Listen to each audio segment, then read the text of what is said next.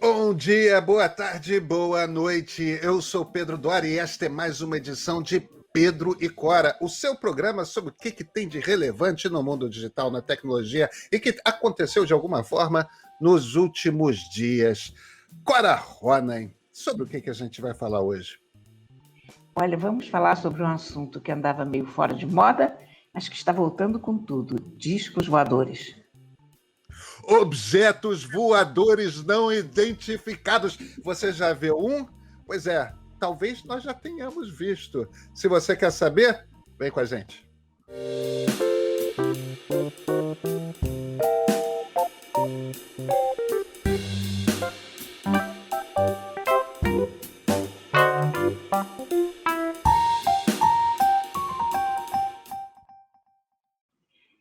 Pedro, olha que coisa esquisita. Uma coisa que estava totalmente sumida do mundo nos últimos tempos acaba de voltar com força total. Eu estou falando dos discos voadores, que era uma coisa que, quando eu era garota, todo mundo via o tempo todo, tinha não sei quantas teorias conspiratórias. Depois, os discos voadores desapareceram do mapa, outros assuntos mais urgentes se interpuseram entre nós e eu ia dizer a ficção, mas será que é ficção? Não sei.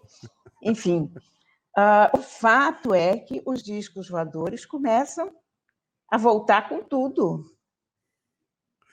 Pois é, né? Parece que a Força Aérea Americana vai, ou não o FBI, né? Vai enfim fazer um grande relatório para tentar explicar de vez o que são objetos voadores não identificados. Cara, eu vou te falar, a impressão que eu sempre tive é o seguinte: o motivo pelo qual os discos voadores pararam de aparecer é muito simples. As nossas câmeras melhoraram tanto que aquelas coisas borradas em filmes granulados que a gente chamava de olha, ali deve ser um disco voador, começaram a desaparecer. Quer dizer, as pessoas não veem mais OVNI porque as pessoas não capturam mais OVNI com equipamentos ruins. Todo mundo tem um baita no celular hoje, que é, sei lá, é melhor do que a câmera que o Cartier-Bresson usava, entendeu? Então, Mas olha, não. eu acho que... É sério, não brinque com discos voadores. Porque teve, alguns caças da Marinha Americana com excelentes equipamentos pegaram os trecos muito esquisitos, que ninguém sabe exatamente o que são, e o Obama, presidente dos Estados Unidos, hein?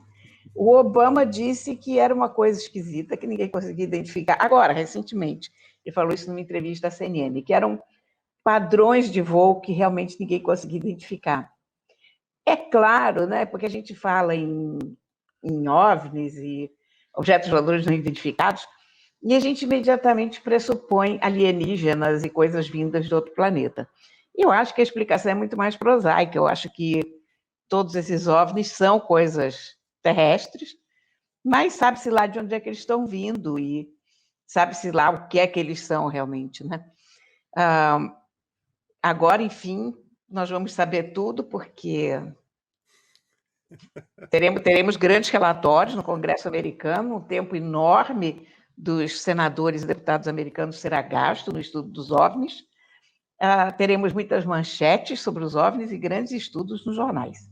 Então, os discos voadores, aquela coisa maravilhosa da minha infância, que a gente imaginava que ia ser um marciano ali de dentro, eu acho que tudo isso está condenado ao esquecimento.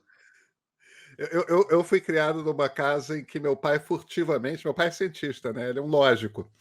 Então aquela cabeça super cartesiana, e no entanto, furtivamente, de vez em quando ele comprava umas edições da revista Planeta, porque ele era fascinado pela ideia de discos voadores, como qualquer nerd, né? É sempre muito fascinado, porque é uma baita sacada de ficção científica, né?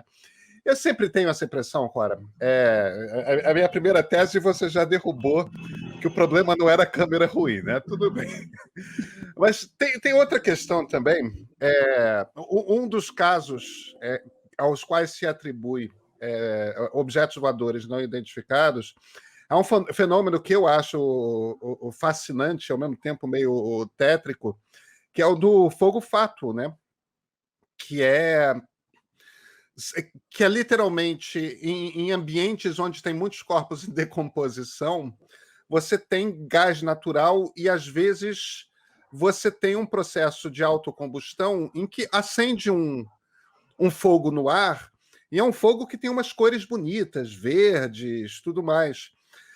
Agora, você tem todo um processo, como é um fenômeno meio esquisito, cada cultura, em cada momento, dá para o fogo fato a sua interpretação.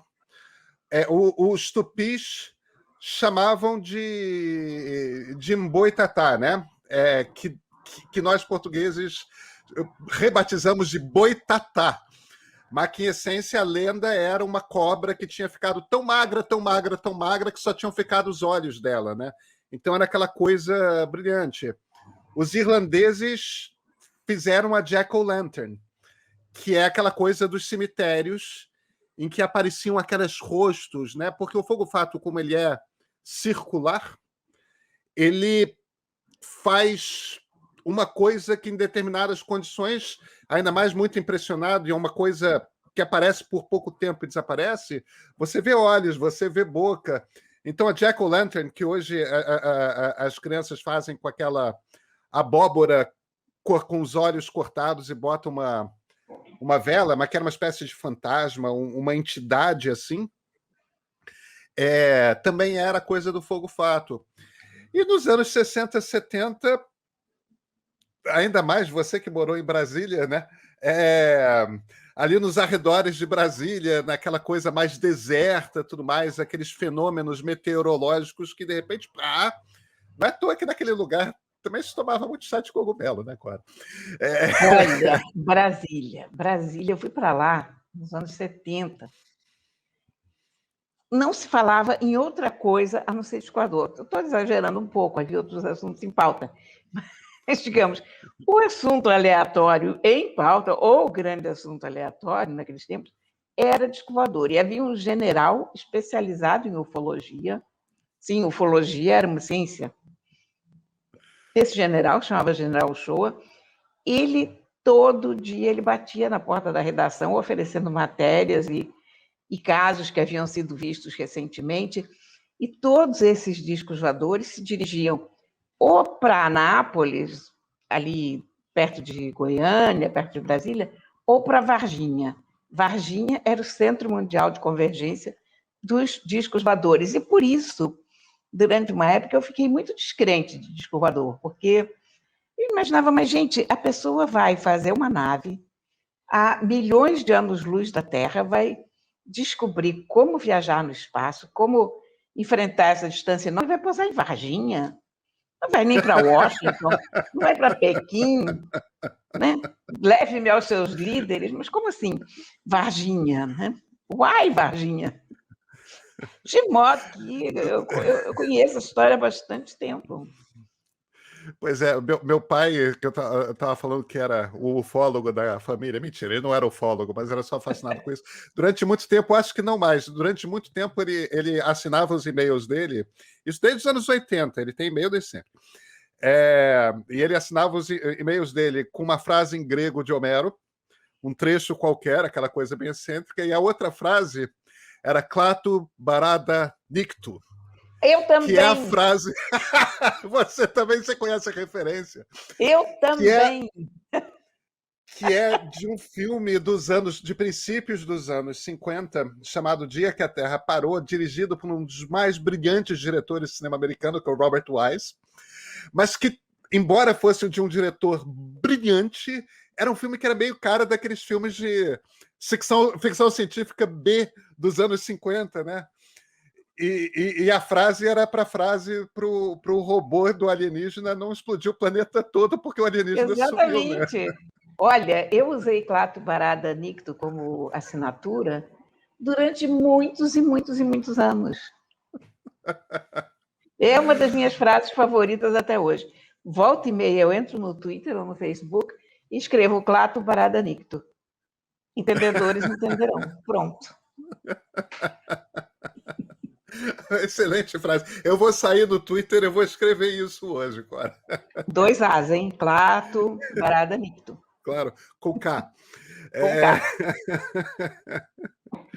Pois é, eu acho ainda que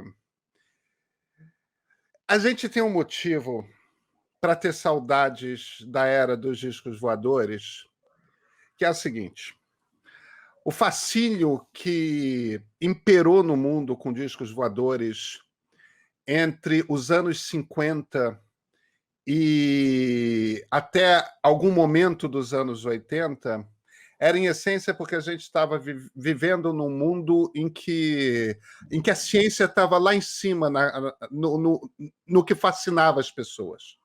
Né? A expectativa da descoberta do espaço, da descoberta do além, o que cientistas vão descobrir, o que tecnologias que a gente não consegue compreender são. Isso era uma coisa tão premente na imaginação humana que a própria mitologia do tempo era uma mitologia científica. A gente está num momento de decadência do interesse por ciência. Então, talvez, se você estiver correta, Cora, e os parlamentares americanos e o serviço secreto e os ex-presidentes conseguirem, de fato, engajar as pessoas na ideia de tentar descobrir o que são os objetos voadores não identificados, que não são necessariamente alienígenas, mas os objetos existem, talvez ciência volte a ser importante e instigante. Quer dizer, claro, de repente tem uma esperança aí, né? Vai que cola. Vai que cola.